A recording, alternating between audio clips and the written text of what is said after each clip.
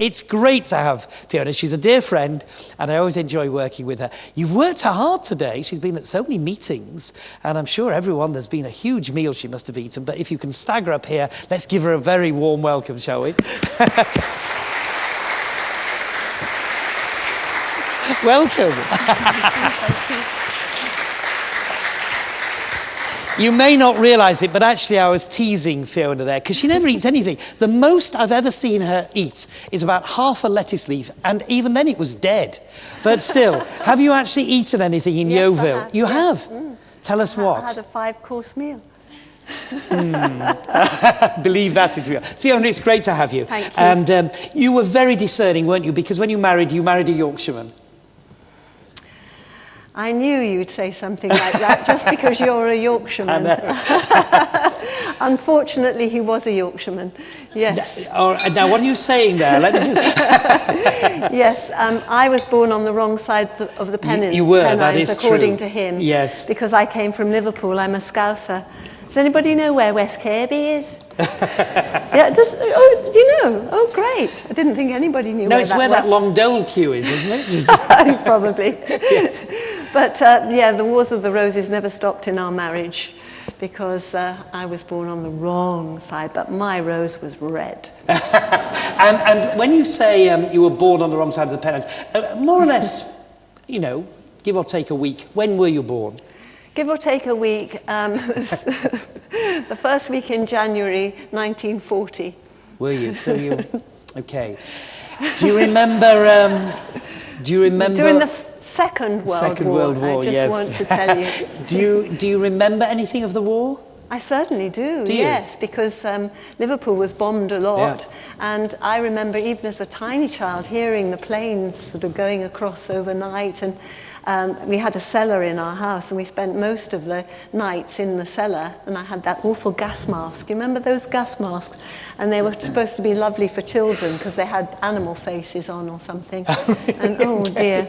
Yes. And your father was the local GP, wasn't he? He was, so I think he had patients staying in your home as well. Yes, well, when people from the Commonwealth, or the colonies as they were called, and from other parts of the world had been injured, they were in hospital, and they had nowhere to go to convalesce. So my mother had a real compassion for these people, wanted them to feel at home. And so she wanted them to come to our home. So we had a sort of convalescent home in our sitting room. We had about 10 mattresses all around the floor, and my mum looked after them.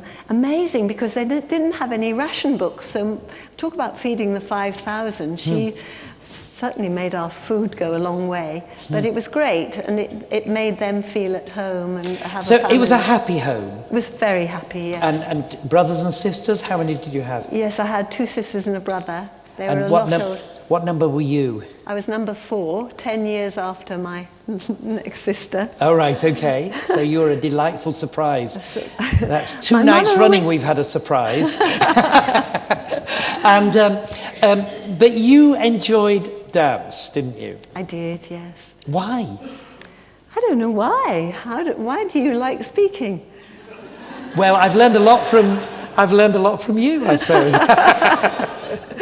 No, I don't know.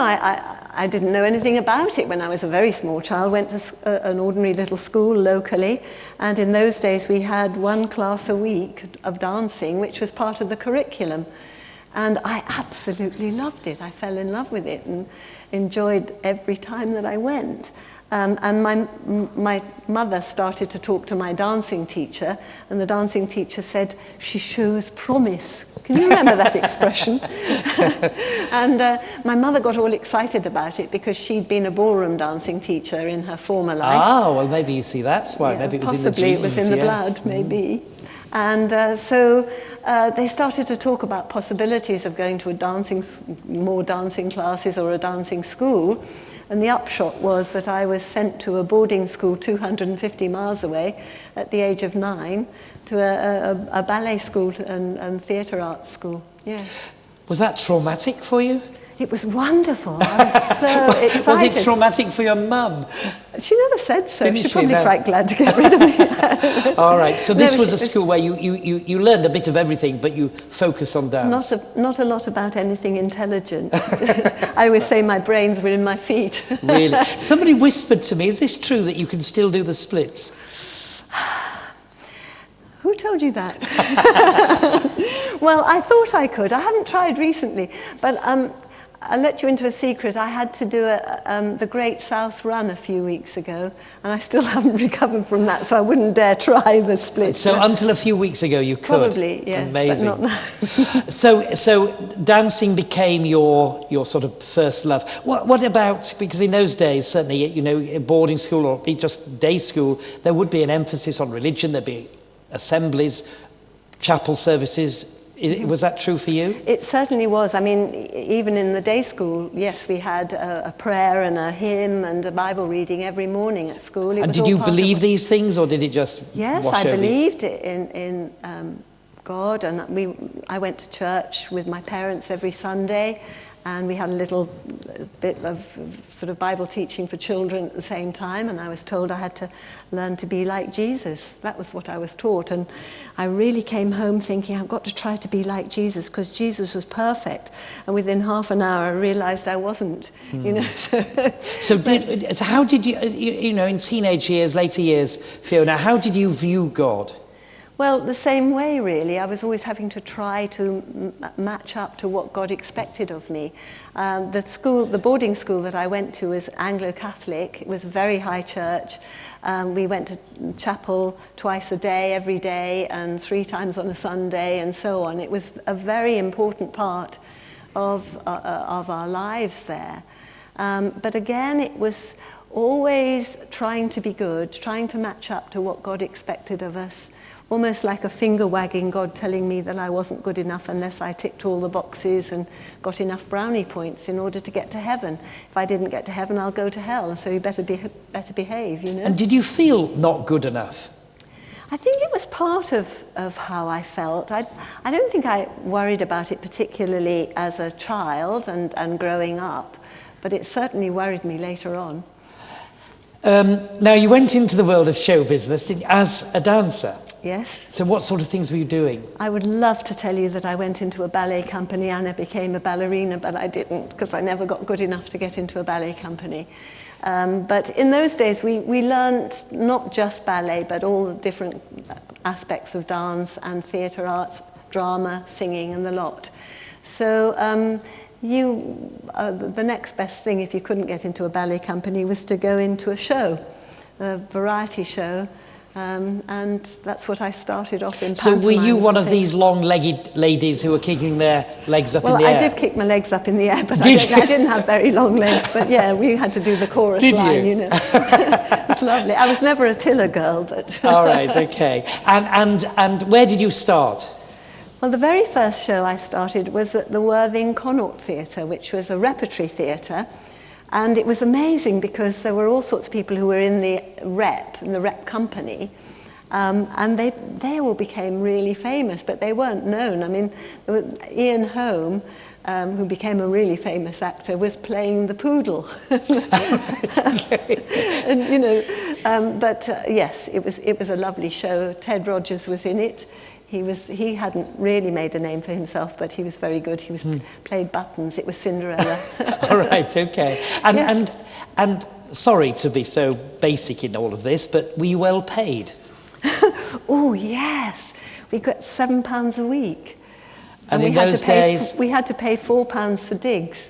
Oh right, okay. So if anybody doesn't know what digs were, they're sort of places where you had to stay, and you tried to find the best place to stay. So it was cheapest. It wasn't a great living, but you enjoyed what you were doing. But we had to put, you know, at least £1 a week back in the post office to save up for when we were out of work. Oh, really? We probably Right. had one cup of coffee that was a sort of treat for the week, and that was Really? it. Was it like that? Okay. But it was brilliant. We didn't think about the money. We just thought about how exciting it was to be able to be in a show and to be independent. And did you think about the men who were on stage as well? Of course I did. All right, so tell us how you met Roy. Change the subject quick. No, same subject. Well, I did another pantomime. They allowed me out of school to do the pantomime at Worthing. Right. And I had to go back to school because it was only a month. Then they allowed me out of school again to do a summer season, a summer show in Bournemouth, and then back to school. And then I was allowed to leave school to go into a pantomime, which was a much longer pantomime, at the Coventry Hippodrome. And it was actually, fortunately for me, the very longest running pantomime in the country. So it gave you employment for a long... Gave me employment for a bit longer. Yes. So I could actually eat, which Yes. was great. And top of the bill was Harry Seacombe, and second on the bill were Morecambe and Wise. Wow. Ooh, Right. see, suddenly I've got people's interest, Yes. haven't I? Oh, no, we're really interested in you, but tell us about them. Yes, I got to know Eric and Ernie really well, and I did another show with them in the following summer and worked with them again. I got to know Eric very well and his wife, Joan, and they had 2 small children at the time, and continued a friendship through the years, really. And they knew I was a starving dancer, so they used to invite me occasionally to their home for the weekend, and they'd feed me up, and then they'd give me all the leftovers to take back to my little garret flats, so I wouldn't starve for the rest of the week. They were Is that true? It is true. It really is true. You know, leftovers to take back on a Monday morning quickly. And yes, I was in a little, as I say, a little garret flat with a school friend of mine who actually did get good enough to get into the Royal Ballet Company. But we were so hard up that very often we used to live on bread and water for the week. You know, it wasn't. Really? So But nothing's again, changed, really, has nothing's it, over the years? changed. No. I mean, that's all I got tonight. But that was what I asked for. Yeah, I know, yes. All right, so... No, they were really good to me. And it was on one of these occasions that I was spending the weekend with them. We were sitting down watching television, and Roy happened to come on the television. And he'd just made a name for himself, and he was doing really well, and he had his own show. And I'd Called? seen... I can't remember, actually. It wasn't Record Breakers? No, it wasn't. Yeah, No, okay, it was way before that. Right. It was just a variety show. Right. And I'd seen him at the London Palladium and thought he was so brilliant. So in a very weak moment, I said to Eric, if ever you do a show with Roy Castle, can I come along? I'd love to meet him because I think he's so talented. And all he said was, "Oh, all right, love." And that was the end of the conversation, so I thought he wouldn't remember anymore. And it was a lot later that he actually phoned me to tell me he was doing a television with Roy and would I like to go along. So that was how I met Roy. And how fast was your heart beating? Oh, it was hardly beating at all. It almost stopped with the excitement of it. All right. And Eric took me into Roy's dressing room just before the show started. And I was so excited. And he just went into Roy's dressing room and said, "Roy, this is Fiona. She's in love with you," and left. And were you? Yes. But I didn't want him to know at that stage. I was so embarrassed. Can you imagine that? And I was really shy. I was a very shy person. And Roy was actually very shy as well. So we just looked at each other like idiots. What can you say after that? I was blushing up to the roots of my then blonde hair, wishing the floor would swallow me up, you know. But we all went out for a meal later, after the show was over. All right, and things got a little bit better after that. And the rest, they say, is history. History. All right. So you married a man who already was quite a celebrity, quite a star. What was life like in the early years of your marriage? Well, it was very interesting, really, because at the time, just before we got married, well, for about 2 years, actually, previous to that, I was in the Sound of Music, the original cast, 1961 to 19... So who were you? Well, I understudied and then took over the part of Liesl because I was so young that I was able to sing, I am 16, going on 93. And I really looked it in those days. I haven't Which, the changed 16 at all, or the have I? 93? Oh, yes, the 93, go on. All right. So this is in your early years of marriage we're talking about? No, this was before I got married. All right, sorry. So I was in that show for 2 years, and it was in the second year that I was in it. I met Roy, and when we decided to get married, we made a decision that I would give up my career, because at that particular time, Roy was very successful in the United States. He was doing television week after week. He was working in the Sands in Las Vegas, and he was in Hollywood and all of that. And I thought, well, if I'm stuck in London, what's the point of us getting married? So I was very happy to be able to travel to places I'd only read about and seen on maps. You know, it was fantastic for me. So it was great. Brilliant, absolutely fantastic. And you had children? Eventually, yes. How many? 4. Girls, boys? 2 of each. Great. So you'll have to tell us how to do it later. But anyway, we'll leave that for the moment. I'm not here to tell you that. No, I just meant anyway, never mind. Stop digging, Roger. But things then started to spiral down a little, didn't they? A bit, yes. Whilst the children were very young, for instance, when the first baby was born, Roy was touring America with a musical called Pickwick with Harry Seacombe. And Harry Seacombe, incidentally, was Roy's best man, wasn't he? He was yes. the best man Amazing. at our wedding, yes. And Eric couldn't come to the wedding, but his daughter was bridesmaid, and Joan, his wife, came. So wonderful. We've kept on that friendship through the years, which has been lovely. Yes, so Roy was doing a musical with Harry Seacombe called Pickwick, and that went on to Broadway. And I had this new baby that I had to go across to America with all on my own, and new baby in a strange country. I thought I'd never keep him alive, you know. But I did. He's still alive now. Right, okay. But anyway, I went on to have 3 more children, and then, of course, the time came when I had to take them to school, and that was when I decided that I wouldn't travel anymore with Roy. I would be home to be the anchor, to be there for them whatever happened, and Roy would have to continue to travel when he had to and come back when he could. That's how I saw it. And I was very content with that, because having been in show business myself, I thought that would be fine. I knew all about it, and it worked all right to begin with. I was a very diligent mother. I wanted everything to be just right. And I think this is one of my problems, because I was a perfectionist. And the trouble with being a perfectionist is that you're always a failure, because you never match up to your own expectation of what that perfection should be. And I was always struggling and striving to be this perfect wife, mother, homemaker, hostess, whatever it took. And I always felt that I failed. So it's almost the same as your view of God, that you were trying to be good enough for God, but you were never quite good enough for him either. That's right. And this was all part of it. But Yes.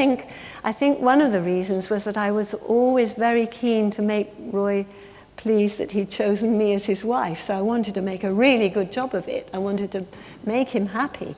But unfortunately, he was the one person I wasn't making happy, because I felt so low in my spirit. My self-esteem was rock bottom, and I felt that I was no good at anything I did, and I looked around at other people and they were so much better than I was at everything. And I just sort of almost came to the end of myself. And looking back now, I realize how easy it is to look at other people and see their strengths, and look back at yourself and see your weaknesses.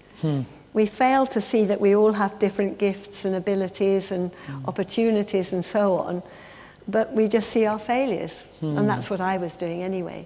And he was travelling alone. There are a lot of temptations for people in that sort of world especially. Did that concern you? Not really, no, that wasn't a problem. He was a really good guy and a very lovely, loving husband. And he used to say to me, actually, if I get steak at home, why go out for a hamburger? Oh, right, okay. So, again, trying to be that good Trying wife. to be a well-done steak, yes. Okay. But just tell us a little bit more about him, because those of us who remember him, he was absolutely brilliant, wasn't he? A very talented man. So I think he still has the record, doesn't he, for the most musical instruments played in a few minutes. Is that true? Possibly. I don't actually know if any of those records still stand. He broke 9 records in Record Breakers. He did this television program that perhaps many of you will have seen, called Record Breakers. They expected it to run for 1 year. It actually ran for 22 years. And he did amazing things. Tell us some of the things he did on that. Well, the producer, Alan Russell, always asked Roy to do these records, to try and break these records in such a way that Roy would have sounded like a wimp if he'd said no. So he always said, oh yeah, I'll have a go. So he did all sorts of different ones. I think the scariest one for him was doing a death slide from Blackpool Tower down to the beach, which was 1/3 of a mile on a piece of wire. And he had this piece of rope that he had to put, like a figure-of-8 piece of rope that he had to put his hands in to slide down this bit of wire. And the rope had to be soaked in water for 24 hours before he did it. Otherwise, it would have burnt out before he got down to the bottom. But so he was very scared. Nobody was test pilot for him beforehand, no. And he got off the top of the tower and started, oh, I do like to be beside the seaside. So and this was all, and he paraglided or something under... Parascended under all the bridges of the Thames. And he did a million taps in 23 hours. He was a brilliant tap dancer, wasn't he? Yes. So all sorts of, yes, and the fastest tap dancer as well. And was he fun? I'm not talking about you for the moment, Fiona, but was he fun to be with at home? Oh yes, he was easy to be with. So what we saw on screen was what you got at home? That's right. He loved people, he loved being with people, and he really enjoyed making people happy. He just thrived on that sort of a life. But you were not happy? And not because we weren't happy as a couple. There was nothing wrong with our marriage per se, but I was wrong with me because of the way I was feeling. And eventually this became quite desperate, didn't it? It did, What happened? Well, I just began to feel that the planet would be better off if I wasn't on it. I was just so low. And I tried all sorts of things, and Roy really encouraged me to do all sorts of different things to make life work, but I always came back to this place of failure. Until one day, I just thought, I can't go on like this.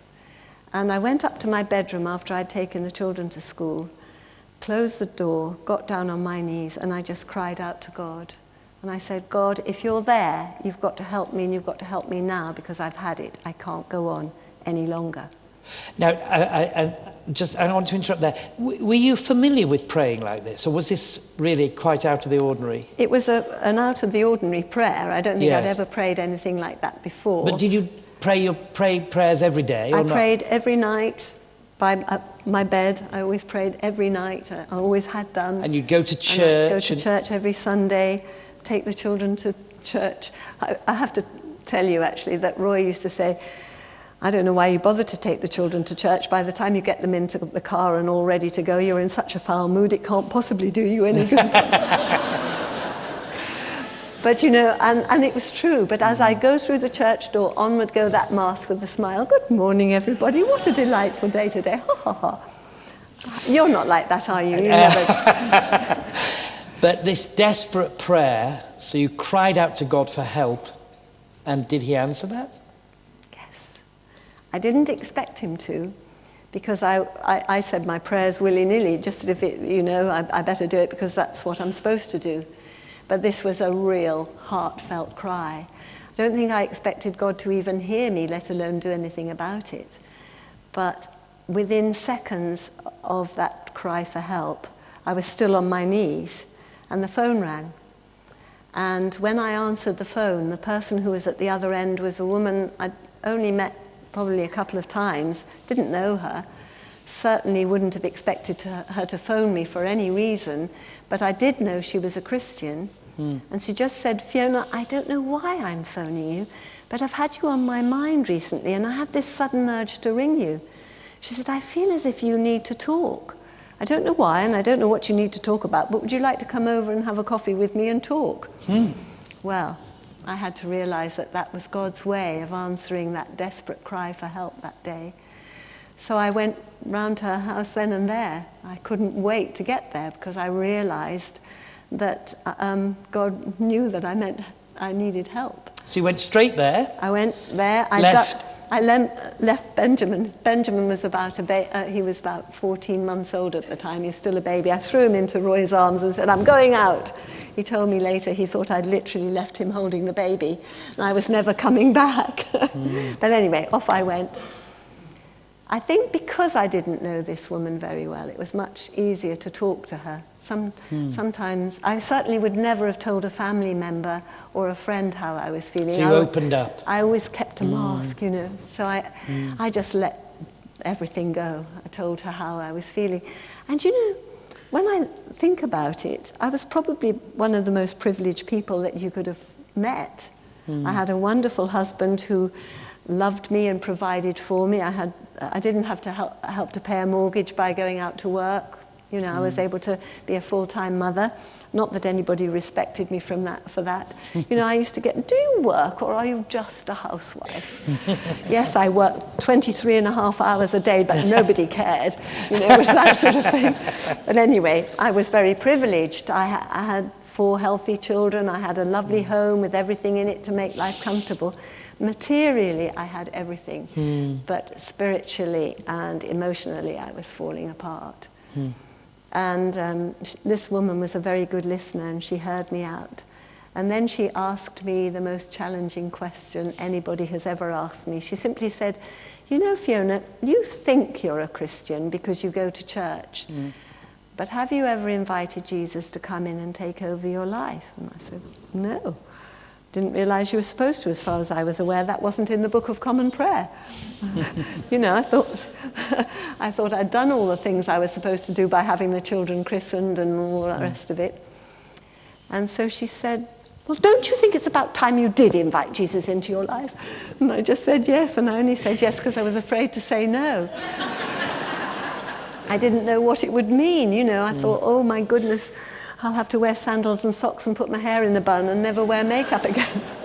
But she was actually a very beautiful lady, and she was wearing makeup, and she didn't wear sandals and socks.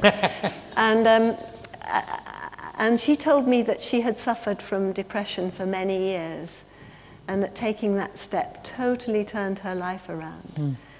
And I thought, well, if it's worked for her, it could work for me. And she then read a verse from the Bible that I'm sure most of you know, even if you've never opened a Bible in your life, because it has a very famous painting that goes with it. Look, I am standing at the door and I am constantly knocking. If anyone hears me calling him and opens the door, I will come in and enjoy fellowship with him and he with me.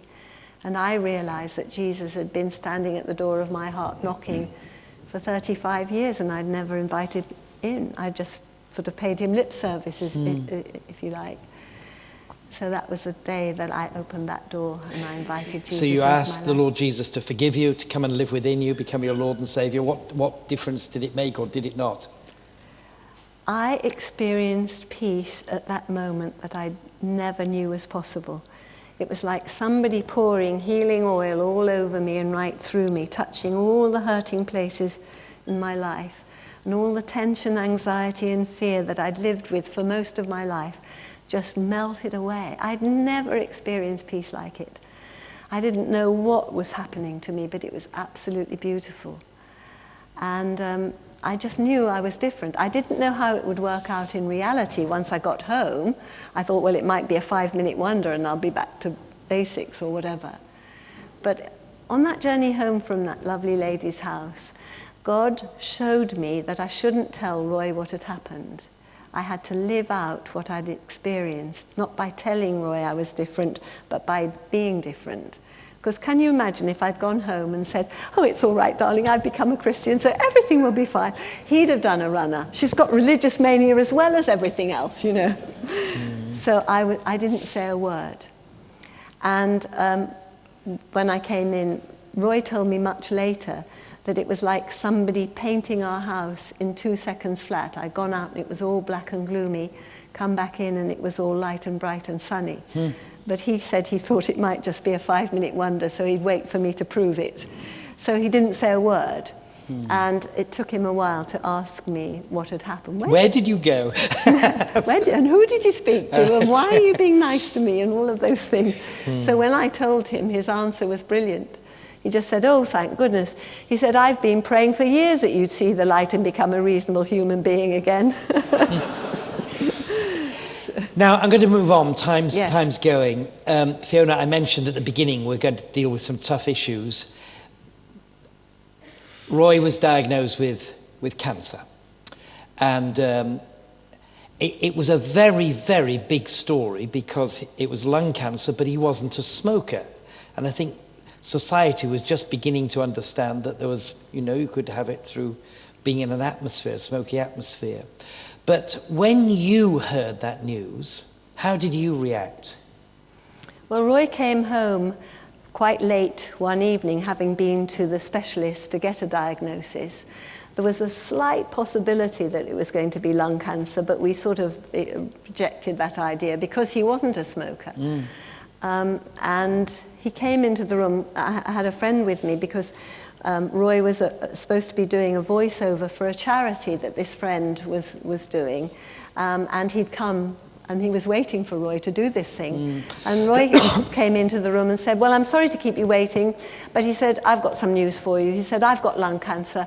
He said, it's the fastest growing kind of lung cancer. If I don't have treatment, I'll last for 3 months, and if I have treatment, I'll last for 6 months, and it's inoperable. Okay, Dave, let's get on and do that voiceover. And they went and left me standing absolutely speechless. And I didn't know, I felt as if I'd turned to lead. I couldn't move with the shock.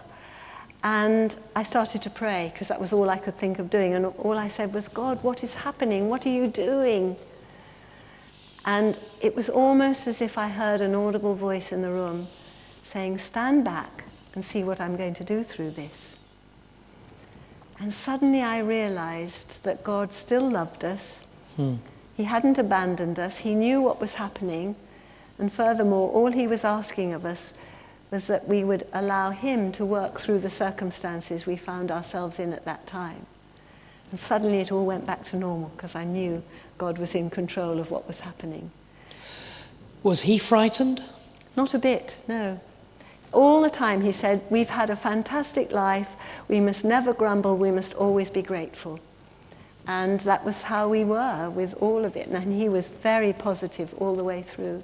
And did you feel, I want to make the most of these next 3, 6 months, whatever it was? Well, it is amazing that when you realise you haven't got much time left together, you make the most of the moment. And did the time go quickly or slowly? Well, it varied, because in fact, having been told he would live for 3 months, he actually lived for 2.5 years.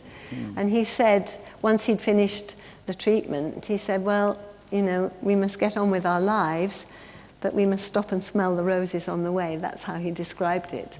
And so we did make the most. And it was such a privilege because, with somebody who dies suddenly, like that with a heart attack, you don't have time to say goodbye, you don't have time to put the wrong things right, to discuss what's important in your lives.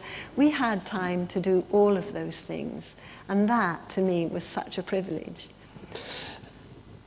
Nevertheless, he was fading away. We saw photos when he'd lost his hair, presumably through the chemotherapy, okay. And I don't know, were you angry at God? Never. It wasn't an emotion that either of us needed to display. Did you ever ask, why me, or did he ask that? No, he used to say quite the opposite. He used to say, why not me? Other people get problems, why should I be exempt? And that was his attitude, always being grateful, always being positive, through to the end. And he came out very openly to speak about his faith, didn't he? I think he felt that was almost an opportunity for him, is that right? That's right. I mean, this is part of stand back and see what I'm going to do through this, that God said. And it was amazing, the opportunities that he did have. And he actually said, well, I've got a platform now to speak about my faith. He said, if my faith hadn't been real, it would have gone out of the window when I got cancer, but it's more real than it's ever been. So he was really positive all the way through. And I always think of Roy Castle in that there was no smut with him, was there? There were no innuendos. There was nothing dirty about what he ever did. He was a real wholesome sort of family entertainer. And was that, do you believe, because deep down he had this trust in God, this faith in God, and it was one way of exhibiting it? I think that could have partly been it, but right from the time that I knew him, he said, I will never tell a dirty joke, I will never swear, because I always want my entertainment to be accessible to anybody from the age of 3 to 93. So that was his maxim, really. He never wanted to do anything like that, but I'm sure it was part of his belief and faith. Fiona, were you with him when he died? I was, yes. And the family, were they there? They were all at home at the time. They were able to come home, so it was good. And how did you all cope at that moment and afterwards? It was amazing, actually, because Roy was not just peaceful about dying, he got excited about dying, because God gave him the most wonderful visions of heaven in the last week or so before he died. In what way? Well, there was one time when he found himself in this beautiful garden, and he tried to describe this garden to me. He said, but it's impossible to describe because it's more beautiful than anything I've ever seen on earth. And he went on to say, I thought I was a gardener, but this gardener's something else. He said, don't hang around, darling. You need to see this as well. So he was getting excited. And there was another time when he heard, as he described, a myriad of angels singing. And they were singing, because he lives, I can face tomorrow. And he said, can't you hear them? They're all around us. It's beautiful. Well, I couldn't hear them. And then the very last time the pastor of our church came to give Roy communion at his bedside, there were just the three of us in the room. And suddenly Roy sat up and pointed to the door and said, Jesus is standing in the doorway. Can't you see him? Well, we couldn't see him, but we were very aware of his presence. And we just knew that God was preparing him for what lay ahead, which was such a reassurance for us. Now, you're very cheerful, but you must have shed many tears. Oh, yes. And 20 years on, I'm still able to shed a tear from time to time. Not very often, but it's always if Frank Sinatra comes on the radio. That might be for another reason you shed a tear. I don't know. Does the same happen if George Clooney comes on? No. No, all right. Okay. All right. You told the lunchtime club at St Andrews that time when you came off the plane in Heathrow. I think that's quite an interesting story. Would you just recall that? I'm sorry for those who heard it this lunchtime. Yes, well, Roy's autobiography was published two weeks after he died. The publishers tried to get it done and ready before he died, but they didn't manage it. And I felt quite sorry for the publishers because obviously they need as much publicity as possible and stuff. So I just said in a weak moment, oh, if there's anything I can do to help, please let me know. And I thought, well, they're not going to say anything. And suddenly, the following day, I was whisked off to Northern Ireland to do an interview on the Jerry Kelly show, which is like the equivalent of Michael Parkinson over in this country, which I did with fear and trembling, you know, but I did it, came back, flew back the following day, and you know how when you get to Heathrow Airport, there's all these taxi drivers standing with their names, people's names, and people waiting to greet loved ones and so on. And there was a woman walking in front of me, and she suddenly melted into a guy's arms in front of her, and they embraced. And I just stood behind her, sobbing my heart out. I haven't got anybody to come and collect me from the airport. My husband will never be able to collect me again. And I've got to go back to the long-term car park, get my car out, and drive home to an empty house. And I was sobbing away. And I was saying this out loud. And then people must have thought I was totally bonkers.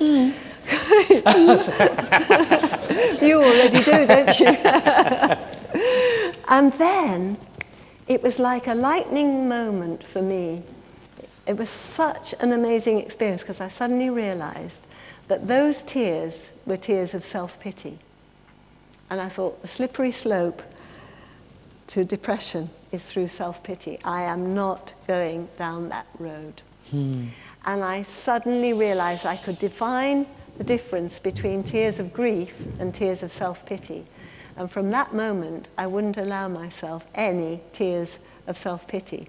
So I stood behind this poor woman. I don't know what she thought of me. I think she was too keen on the embrace, so I don't, she probably didn't notice, but I stood, stupid woman, pull yourself together. You've had 31 wonderful years of marriage. Now get back to that car, go back home and stop complaining. Out loud again. And it worked. It worked. It was brilliant. And from that moment onwards, if I started to feel sorry for myself, I would start to thank God for all the wonderful things that I do have in my life.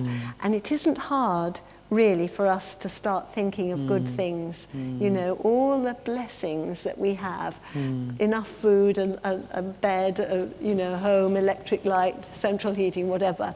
There's so much we have to be thankful for. But that change of attitude for you really happened that morning when you cried out to God. The lady phoned, spoke to you.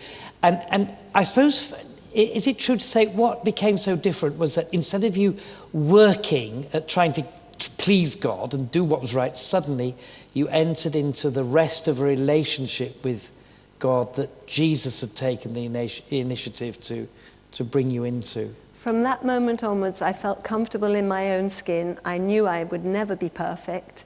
I knew I was accepted as I was, and that I knew my place of peace was to be where God wanted me to be, doing what God wanted me to do. And at that particular time, it was to be a wife and a mother. And I actually gave up all sorts of things that I was doing outside the home, because in those days, I think all the people who were privileged enough not to have to work outside the home to help to pay a mortgage or whatever, we were the ones who did all the charity work in the community. We were all involved with things every day, really, outside the home, but just locally. And I gave up everything in order just to focus on that particular thing at that particular time, and it was the right thing to do. And not to feel guilty, not to worry about what other people thought about me, and not to be a perfectionist anymore, not to worry if there was dust on the windowsill or anything like that, or if the house was in a mess. So what? If people didn't like it, they didn't need to come again, did they? Fiona, we'll have to leave it there. It's wonderful. It's really good to hear you. Now, I know you'll stay around and chat with people, won't you? But we're going to have a little break, perhaps about 10... Oh dear, I've run out over. But we'll say about 10 minutes, if I may. We'll have some music. There are refreshments booked, so Fiona will be here. And I'll call you to order, if I may, in about 10 minutes. But let's show our appreciation, shall we, to Fiona. Thank you very much. Thank you very much.